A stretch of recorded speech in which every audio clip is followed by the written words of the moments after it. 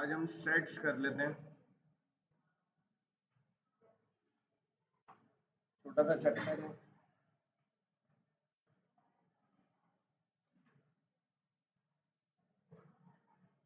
Sets की definition है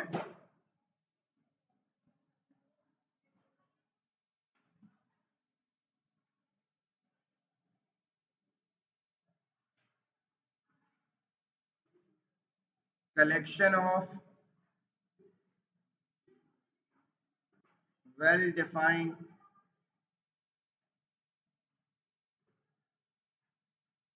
distinct objects.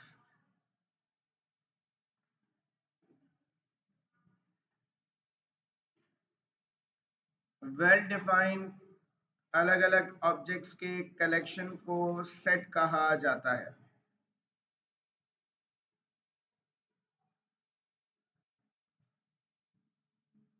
For example,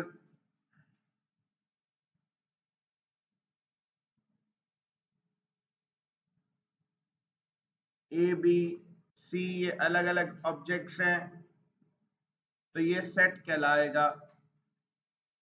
अगर मैं लिख दूं ए बी बी और सी, तो ये सेट नहीं कहलाएगा।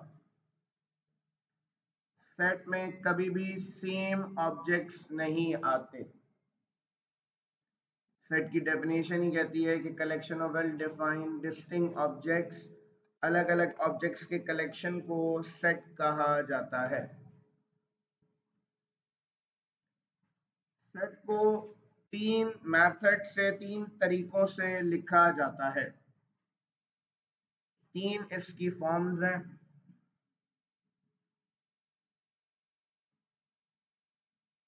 डिस्क्रिप्टिव फॉर्म,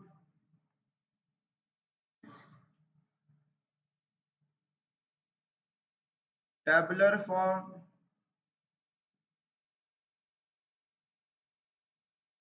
और तीसरी फॉर्म है set builder form.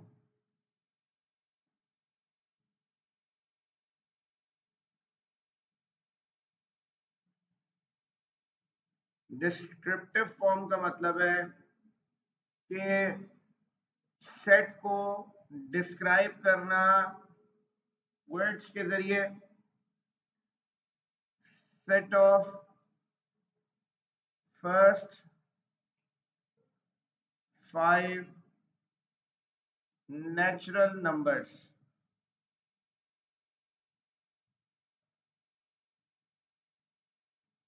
Set of first 5 natural numbers describe कर दिया सेट को, ये डिस्क्रिप्टिव फॉर्म है।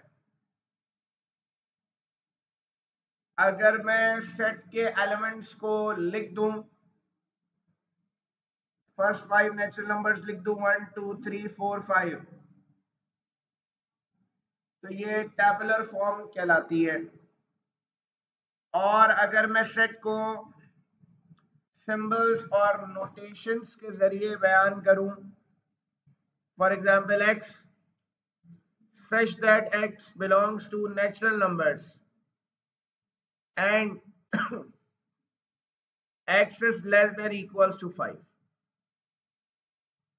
तो मैंने यहाँ नोटेशंस के जरिए सेट को बयान किया है, तो ये सेट की सेट बिल्डर फॉर्म कहलाती है।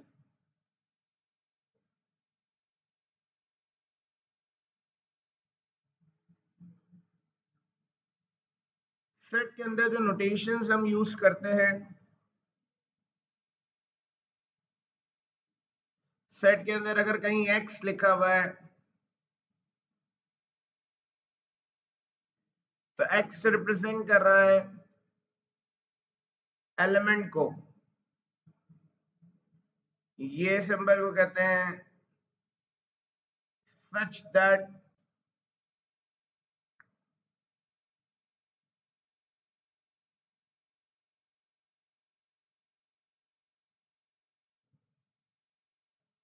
ये बिलोंग्स टू,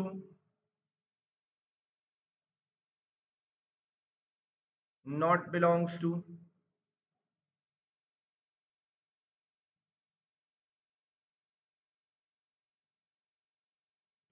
इस सिंबल को कहते हैं एंड,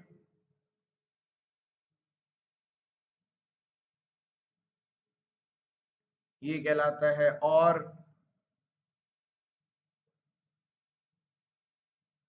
ये कहलाता है सबसेट,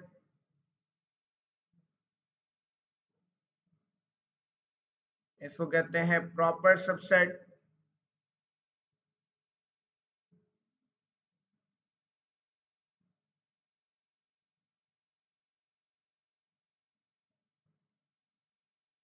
अगर इस सिंबल को घुमा के लिख दें तो इसको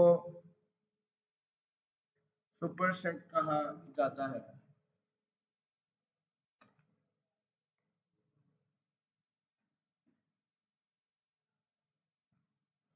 ये तो पता है इक्वल्स टू की साइन है,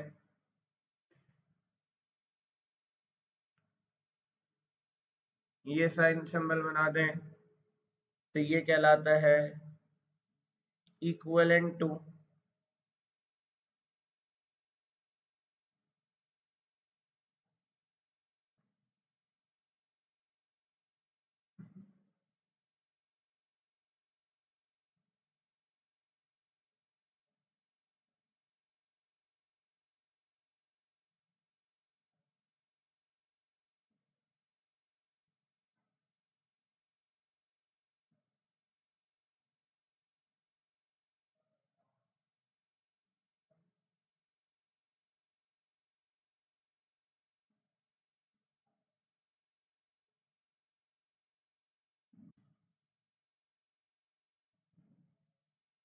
तो ये नोटेशन सेट में यूज किए जाते हैं।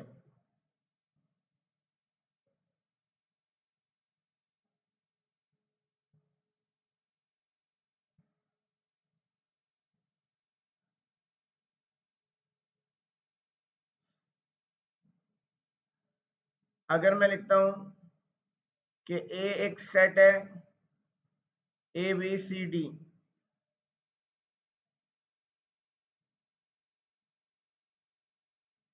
तो इसका मतलब ये है कि अगर मैं खाली ए की बात करूं तो ए एक एलिमेंट है, अगर एलिमेंट लिख रहा हूं तो मैं लिखूंगा A belongs to capital A, B belongs to capital A, C belongs to capital A, set A, D belongs to set A. अगर मैं खाली इसके एलिमेंट्स लिख रहा हूं जो अंदर लिखे हुए ए बी सी, तो बिलोंग्स टू की साइन हम लिखेंगे, सिंबल लगाएंगे। अगर मैं लिखता हूं ए और ए के ऊपर मैं ब्रैकेट लगा देता हूं, अंदर का एलिमेंट लिख रहा हूं लेकिन उसके ऊपर करली ब्रैकेट लगा दूं, तो अब इसको हम पढ़ते हैं A is a subset of set A, B set B is a subset of set A, set C is a subset of A and set D is a subset of A। MCQ में पूछा जाता है, पूछते हैं कि कौन सा correct option है। A belongs to set A, B belongs to set A, इस फॉर्म में ये करेक्ट मैं लिख रहा हूँ फॉर्म्स। अगर मैं लिख दूं भाई कि set A belongs to A, तो ये कंडीशन अब गलत हो जाएगी, क्योंकि अगर अंदर जो एलिमेंट लिखा हुआ है उसके साथ मैं ब्रैकेट लगा देता हूं, तो ब्रैकेट लगाने का मतलब है कि मेरे पास हमेशा यहाँ सबसेट की साइन आएगी, सबसेट के अलावा कोई भी साइन आ गई तो वो स्टेटमेंट गलत कहलाएगी। और इसी तरह अगर मैं लिख दूं कि भाई set A is a subset of A, तो बेटा सबसेट की वे सिंबल उस वक्त तक नहीं आ सकता जब तक कर्ली ब्रैकेट ना लगा हुआ, तो ये दोनों स्टेटमेंट्स गलत स्टेटमेंट्स कहलाएंगी, ये सारी सही स्टेटमेंट्स हैं।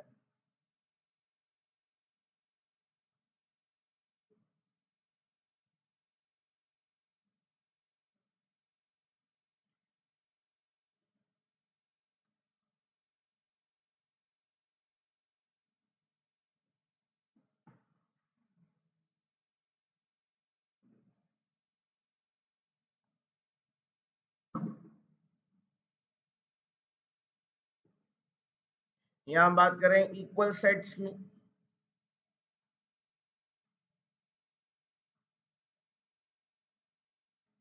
Two sets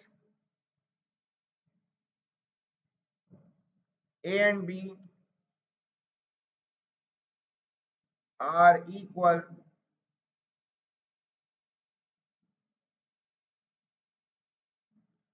such that A is equals to B if and only if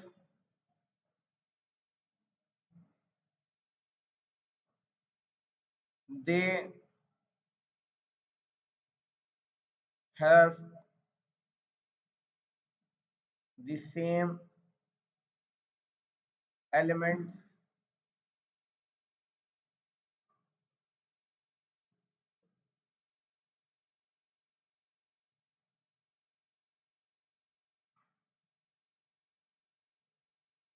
तो बेटा दो सेट्स इक्वल सेट्स तब कहलाएंगे जब उनके एलिमेंट सेम हो।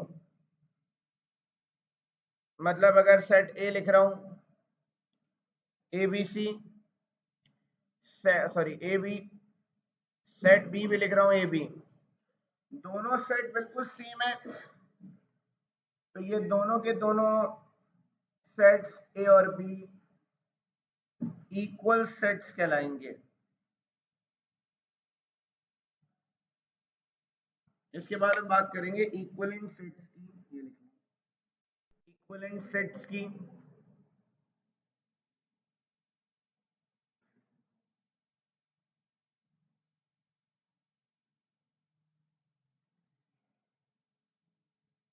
इक्विवेलेंट सेट्स क्या है? To sets A and B are said to be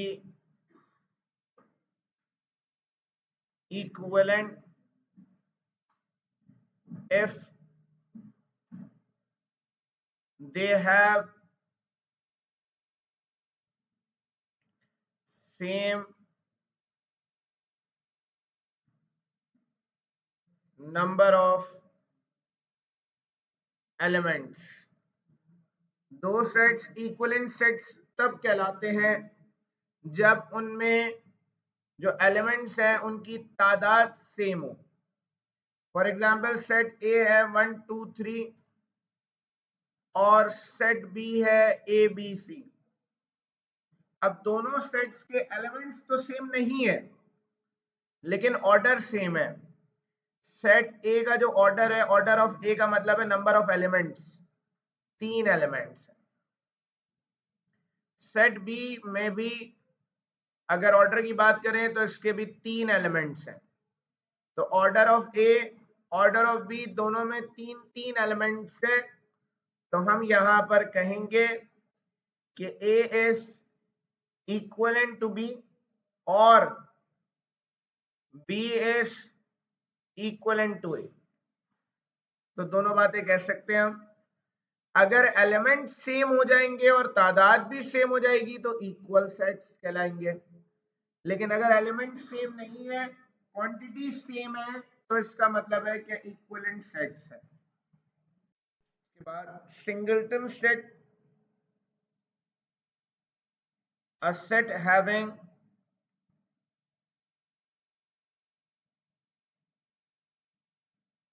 only one element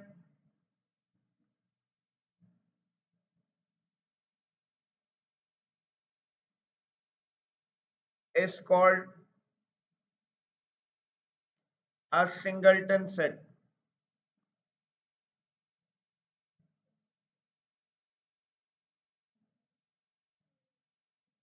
तो नाम से पता चल रहा है कि सिंगल की बात हो रही है कि अगर एक एलिमेंट है सेट में, फॉर एग्जांपल कोई नंबर है,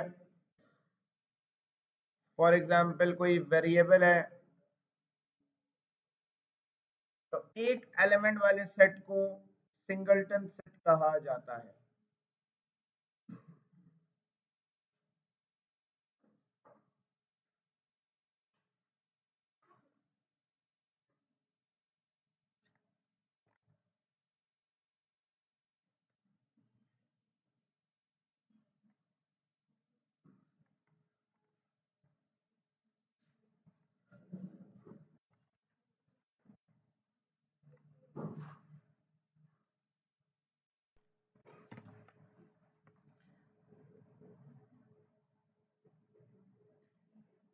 एम्प्टी सेट, नल सेट, या फिर तीसरा नाम वॉइड सेट।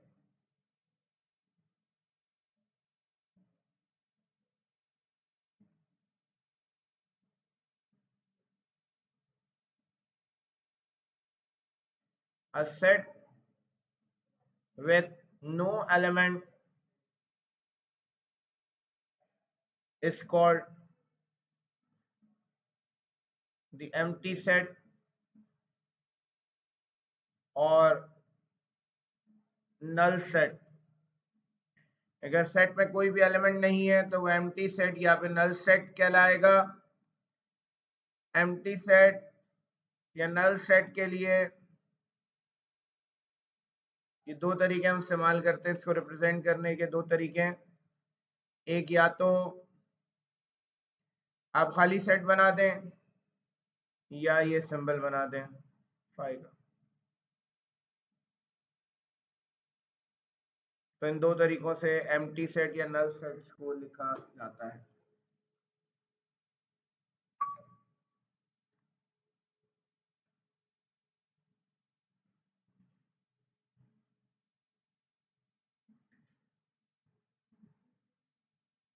वाइट सेट, खला वाइट का मतलब है।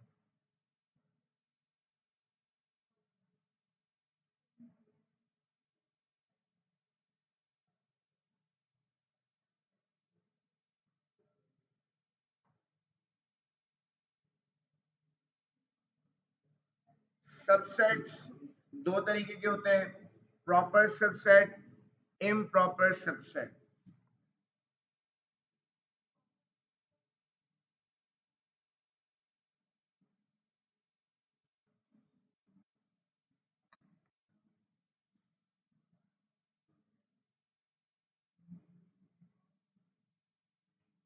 If A is a subset of B,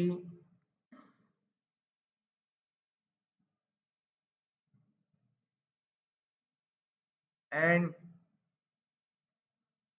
B contains at least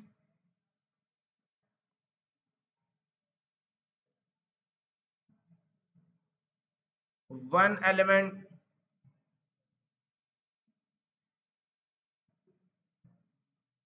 which is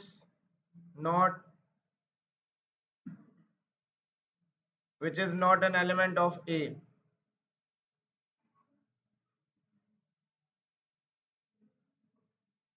then A is said to be a proper subset of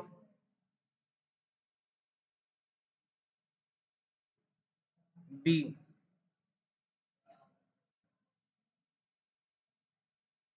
subsets की example की बात करें अगर हम, तो A एक सेट है ए बी, बी एक सेट है ए बी सी। सबसेट का मतलब है कि किसी भी सेट का कुछ हिस्सा, कुछ पार्ट होना। डेफिनेशन कहती है प्रॉपर सबसेट की, if A is a subset of B, मतलब ए के पास बी के कुछ हिस्से मौजूद है, and B contains at least one element, B के पास कम से कम एक ऐसा एलिमेंट है जो ए के पास नहीं है, जैसे कि सी। सी एक ऐसा एलिमेंट है जो ए के पास नहीं है।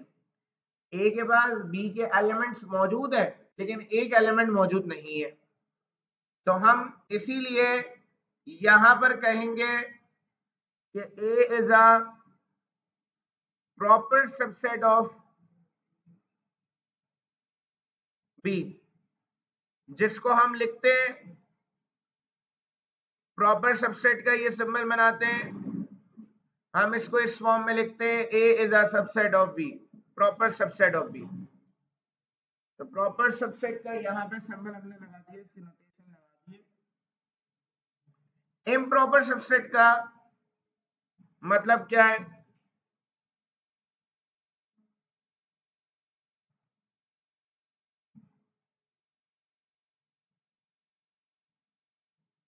If A is equals to B, then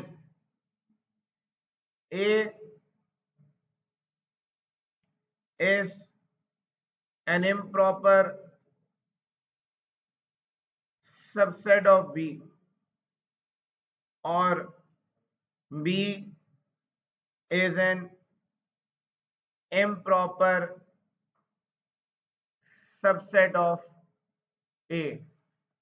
अगर ए और बी दो इक्वल सेट्स है, दोनों में सेम एलिमेंट्स मौजूद है, तो हम इन दोनों सेट्स को इम्प्रॉपर सबसेट्स कहेंगे।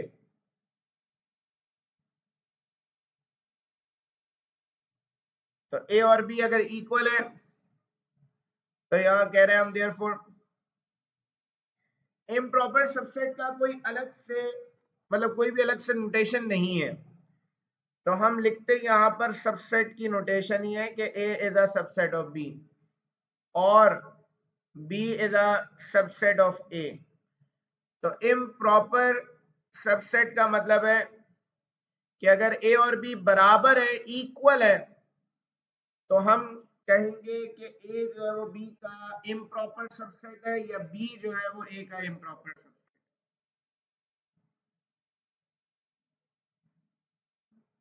बेटा सुपर सेट किसको कहते हैं?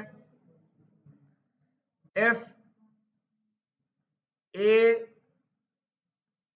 Is a proper subset of B, then B is said to be a superset of A। अगर ए बी का प्रॉपर सबसेट है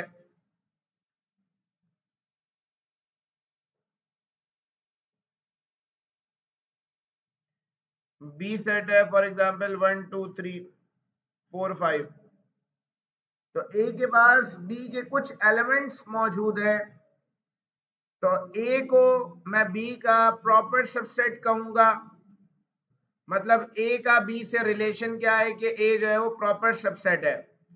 तो बी का ए से क्या रिलेशन है कि B is a superset of A, means B superset का नोटेशन जो है यहां लग जाएगी। सुपर सेट की नोटेशन हमने लगा दी, B is a superset of A कहलाएगा। जो बड़ा सेट है उसको सुपर सेट कहा जाता है।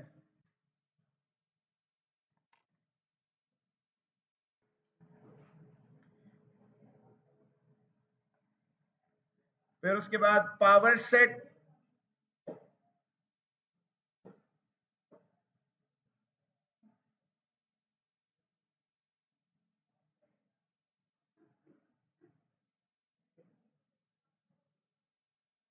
The set of all possible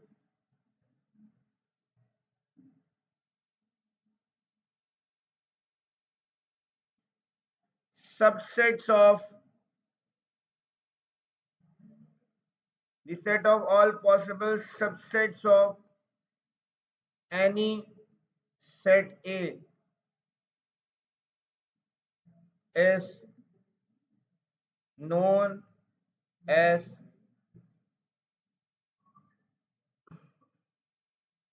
the power set of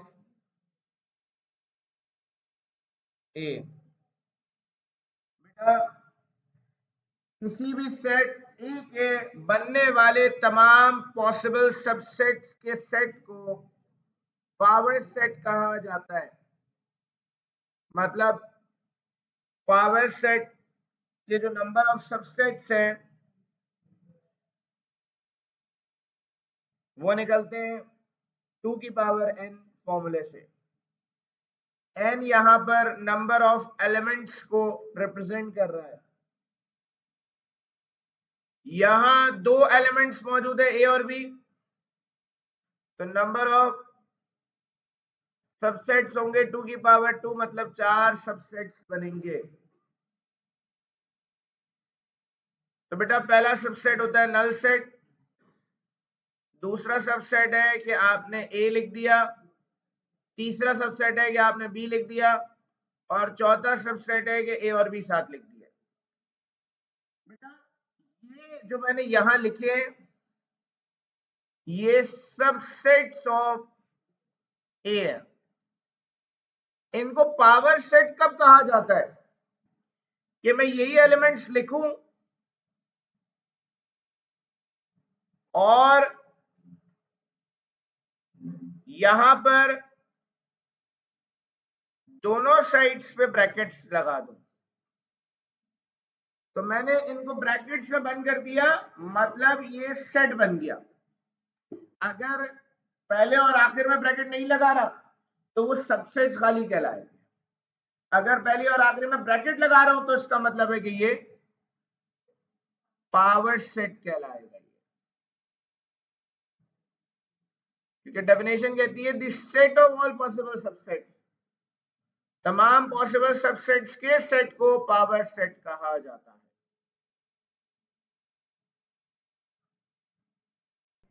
बेटा ऑपरेशन ऑन सेट्स मतलब सेट्स के ऊपर कौन कौन से जो ऑपरेशंस लगते हैं उनकी बात कर रहे हैं। यूनियन की बात होती है। यूनियन का मतलब है ए यूनियन बी बराबर है x such that x belongs to A or x belongs to B। ये इसकी सेट बिल्डर फॉर्म है। या फिर A union B is equals to x such that x belongs to A, और की जगह और का ये और की जो नोटेशन है उसको हम यूज करते हैं। बेटा यूनियन का मतलब होता है और, कहीं भी यूनियन लिखा हुआ अगर तो इसका मतलब है कि और आएगा इन दोनों सेट्स के दरमियान में। यूनियन का मतलब होता है दोनों सेट्स को मिला देना।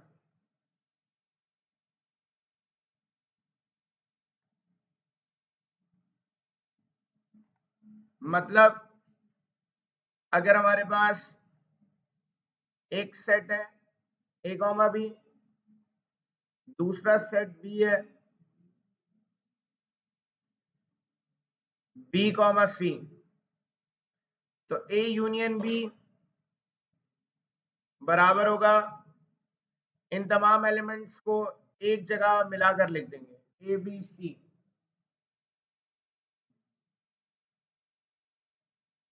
इंटरसेक्शन की बात करें अगर हम,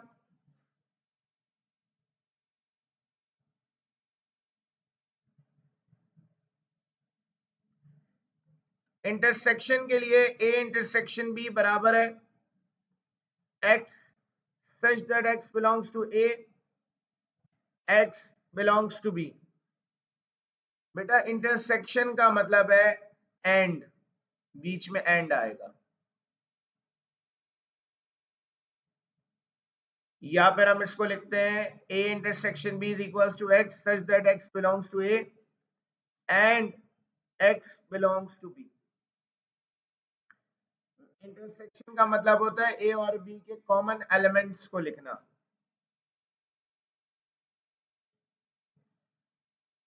a और b अगर ये दो सेट्स हैं,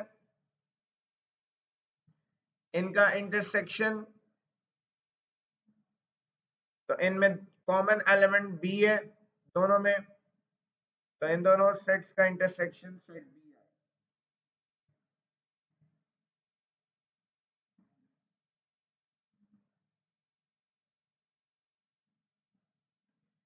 डिफरेंस की बात करें कि अगर दो सेट्स को माइनस करा रहे हैं, a माइनस बी बराबर होगा x such that x belongs to A and x not belongs to B। अगर मैं कह दूं b माइनस ए, तो इसको कहेंगे x such that x belongs to b and x not belongs to a.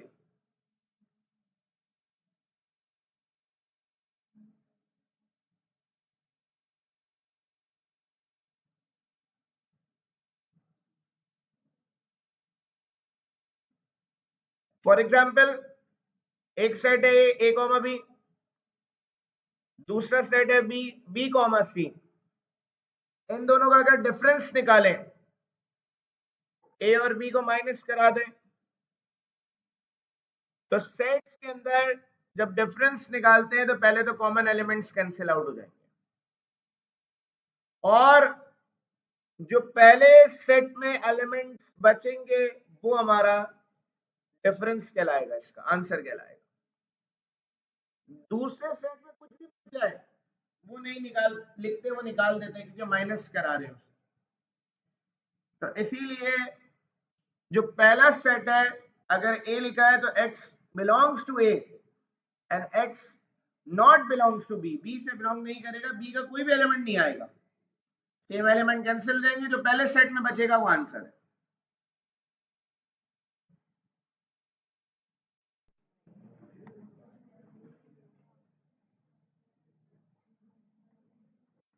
उसके बाद हम बात करेंगे अब डिसजॉइंट सेट्स की।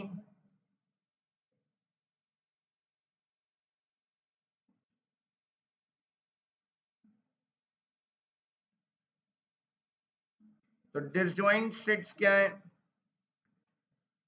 To sets a and b are said to be disjoint if a intersection b is equals to null set। अगर a और b दो सेट्स का इंटरसेक्शन नल सेट आता है तो दोनों सेट्स को डिसजॉइंट सेट्स कहा जाता है। डिसजॉइंट सेट्स का दूसरा नाम mutually exclusive sets.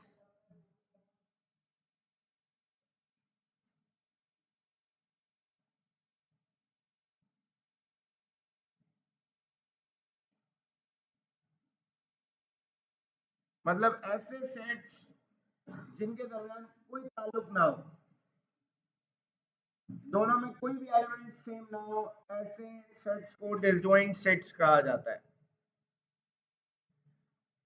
Overlapping sets,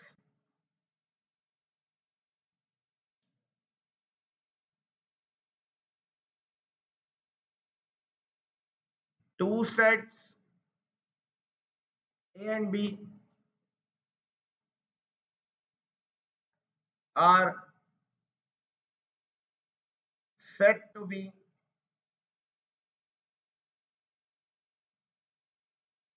overlapping sets if a intersection b is not equals to null set। अगर दो सेट्स का इंटरसेक्शन नल सेट नहीं आता तो ओवरलैपिंग सेट्स कहलाते हैं।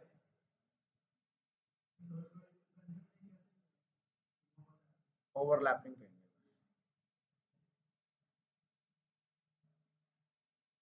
जैसे ए और बी, ये दो सेट्स हैं, इनमें कुछ भी सेम नहीं है, अगर इन दोनों सेट्स का हम इंटरसेक्शन निकालते हैं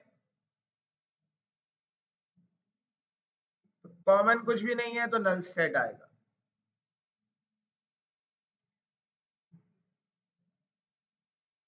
अगर दो सेट में एक भी वैल्यू अगर सेम है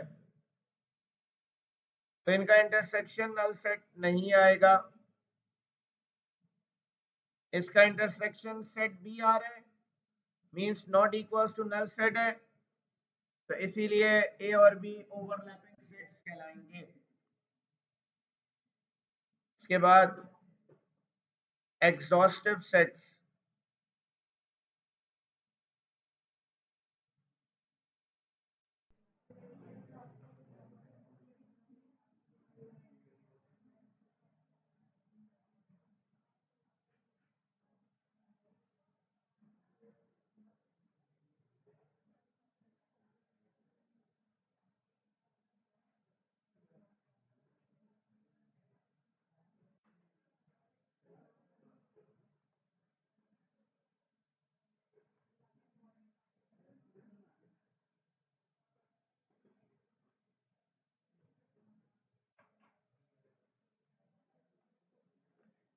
बेटा exhaustive sets, two sets A and B are exhaustive if A union B is equals to universal set and A intersection B is not equals to null set. मतलब दो sets का union universal set आ जाए और intersection null set ना आए तो ऐसे sets को एग्जॉस्टिव सेट्स कहा जाता है. उसके बाद है cells. Two sets A and B are said to be cells if A union B is equals to universal set and A intersection B is equals to null set. अगर A intersection B null set है तो cells कहलाएगा. A union B अगर universal set आ रहा है. अगर A intersection B null set नहीं है और यूनियन दोनों का यूनिवर्सल सेट आ रहा है तो एग्जॉस्टिव सेट्स कहलाएगा.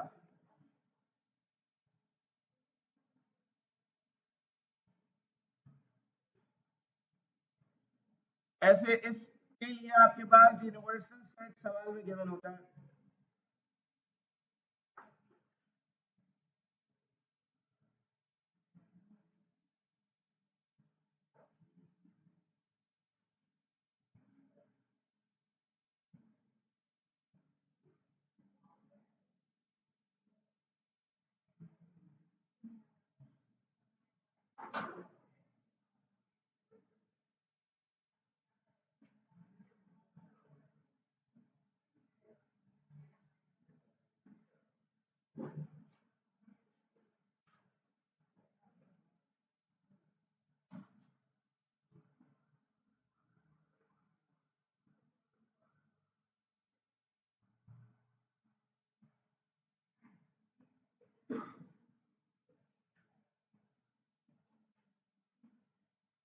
बेटा ये तीन सेट्स गिवन है.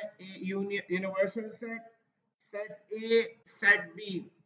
Then A and B are disjoint sets, exhaustive sets, cells या null. तो बेटा दोनों सेट्स का यूनियन निकालेंगे.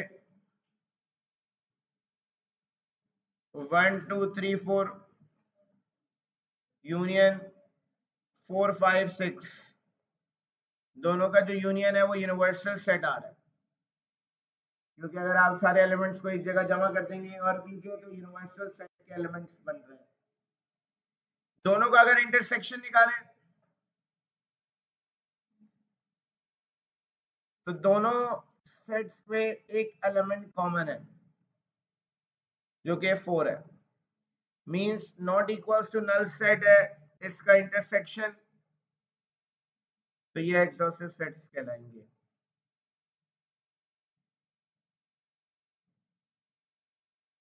डायग्राम्स बेसिकली ग्राफिकल रिप्रेजेंटेशन है सेट्स की. तो सेट्स को ग्राफिकली रिप्रेजेंट करने के लिए हम वेन डायग्राम को यूज करते हैं. अगर मैं बात करूं खाली सेट ए की तो वेन डायग्राम के लिए हम एक बॉक्स बनाते हैं. ये यूनिवर्सल सेट को रिप्रेजेंट करता है. सेट ए की बात हो रही है तो हम हर सेट को एक सर्कल से रिप्रेजेंट करते हैं. तो मैं बात करूंगा खाली सेट ए की, सेट ए की वेन डायग्राम बनानी है तो सेट ए बनाऊंगा और इसमें शेडिंग कर देंगे भाई. ये इसका मतलब है कि सेट ए को रिप्रेजेंट कर रहा है. अगर मैं कहूं set A complement, A complement का मतलब होता है यू माइनस ए. तो अगर यू माइनस ए कॉम्प्लीमेंट की वेन डायग्राम बनानी है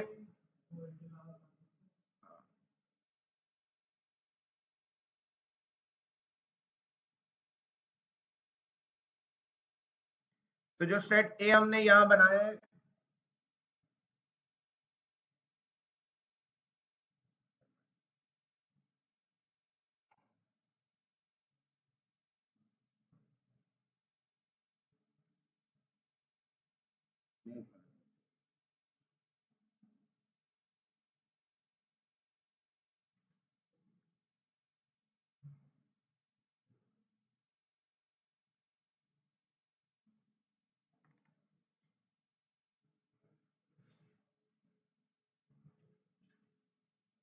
ए कॉम्प्लीमेंट की बात करेंगे तो ए कॉम्प्लीमेंट का मतलब होता है यूनिवर्सल सेट माइनस ए, मतलब ए को छोड़कर तमाम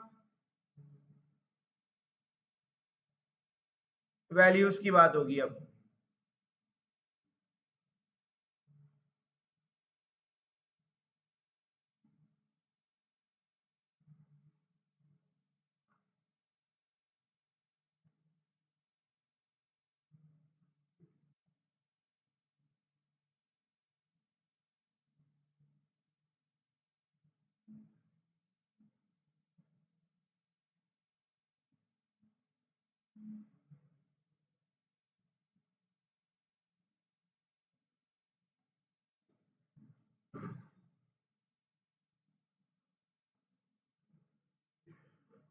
अगर ए यूनियन बी की बात करें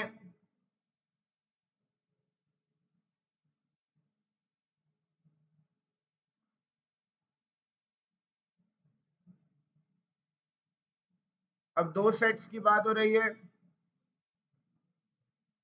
तो यहाँ दो सर्कल्स बनेंगे।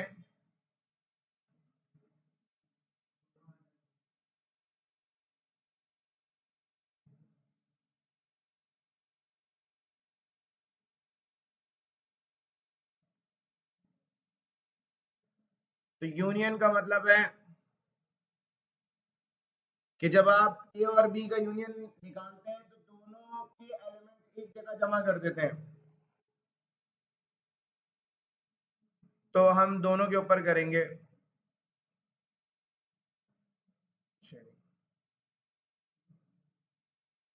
ऐसे लाइन भी बना सकते हैं।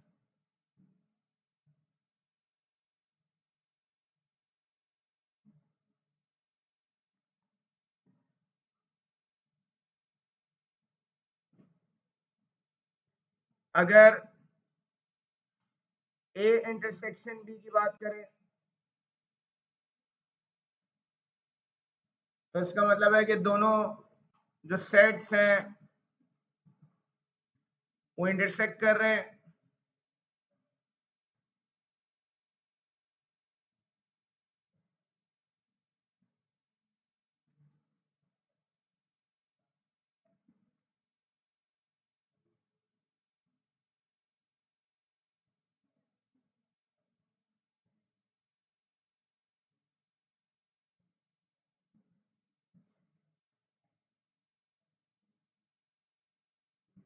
अब ये दोनों सेट्स यहाँ पर इंटरसेक्ट कर रहे हैं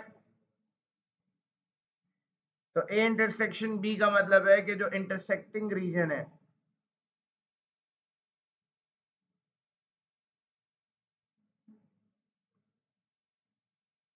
अब बेटा ये इंटरसेक्ट करने का मतलब है दोनों के अंदर कुछ ना कुछ कॉमन है, मतलब ये दोनों के दोनों सर्कल्स ओवरलैप हो रहे हैं।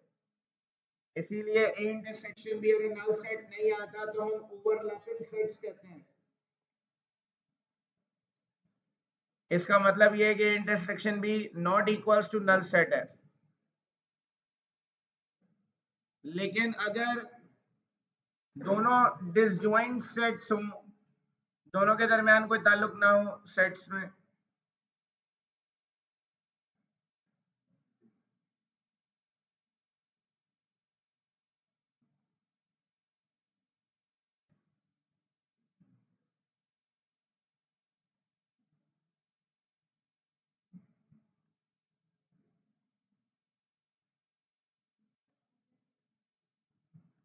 दोनों के डिसजॉइंट सेट्स होंगे, दोनों का नल सेट मतलब इंटरसेक्शन नल सेट आ रहा है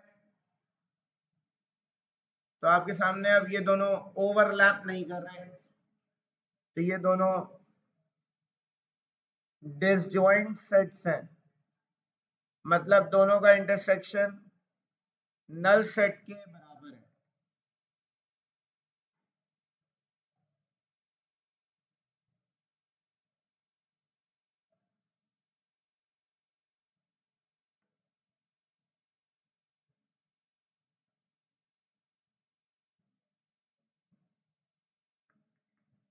आपसे a माइनस बी की बात करूं,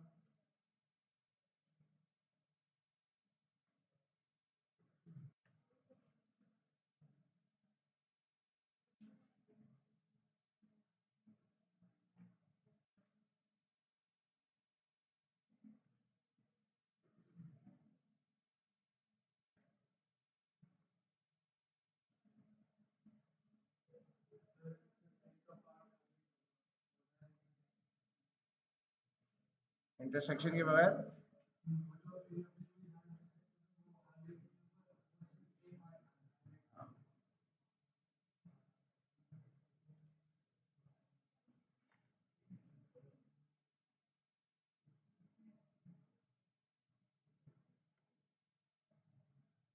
अब बेटा माइनस ए माइनस बी का मतलब है सिर्फ ए होगा, ए में से बी निकाल देंगे।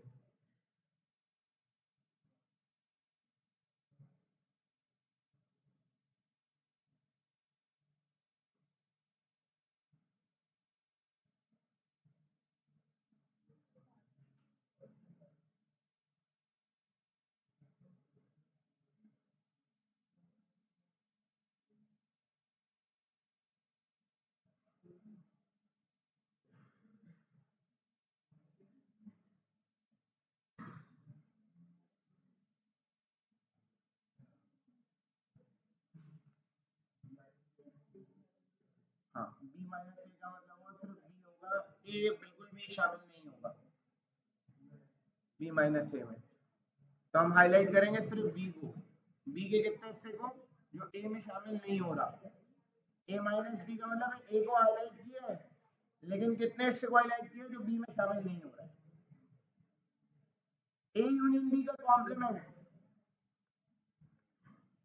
कॉम्प्लीमेंट का मतलब है ए यूनियन बी की जो वेन डायग्राम है उसका ऑपोजिट। तो ए यूनियन बी की जो वेन डायग्राम है इसका ऑपोजिट जो है वो ए यूनियन बी का कॉम्प्लीमेंट होगा होगा यूनिवर्सल सेट होगा, क्योंकि ए यूनियन बी का कॉम्प्लीमेंट मतलब ए यूनियन बी हटाकर जो बचेगा वो। तो ए यूनियन बी के आपके पास ये बनी हुई है वेन डायग्राम, इसका ऑपोजिट होगा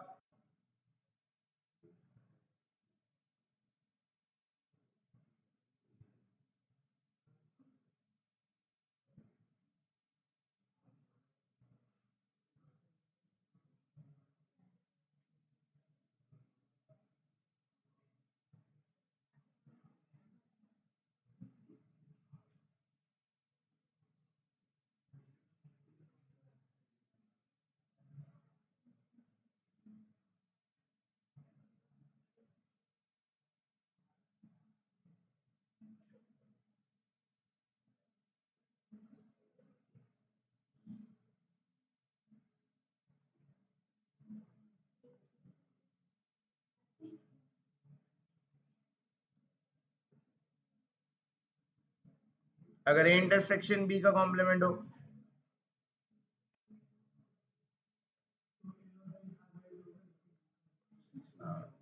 इंटरसेक्शन वाला पार्ट हाईलाइट नहीं होगा।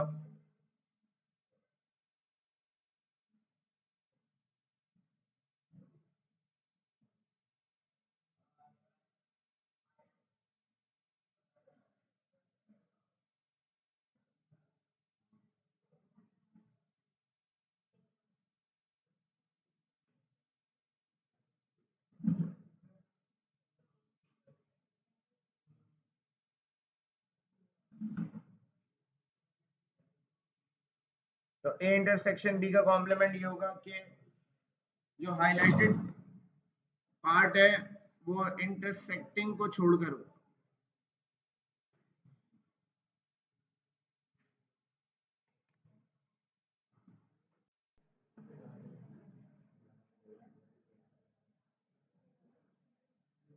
एनईडी के पास पेपर में ये सवाल बहुत है, बहुत आसान है।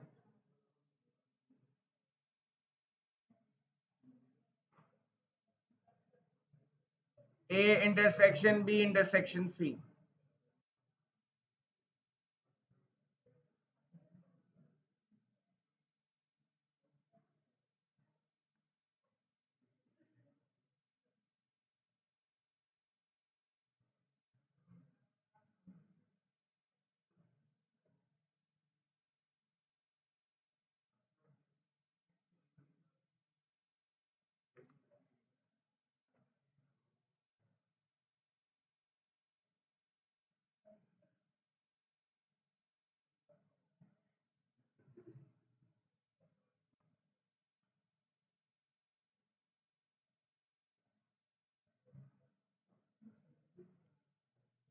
A intersection B intersection C का मतलब है तीनों जहां इंटरसेक्ट कर रहे हैं, तीनों इस जगह पे इंटरसेक्ट कर रहे हैं।